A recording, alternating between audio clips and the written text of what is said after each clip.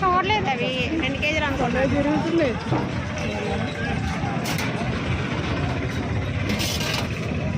తర్వాత అది లేవు కదా చిన్నవే చిన్నవి దామ్ చాప్ ఇది ఎంత కేజీ? అవి సప్పని కూడా అసలు కదా అవి మెత్తల మెత్తల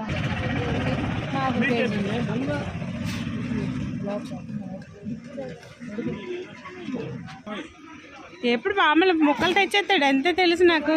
ముక్కలు తెచ్చే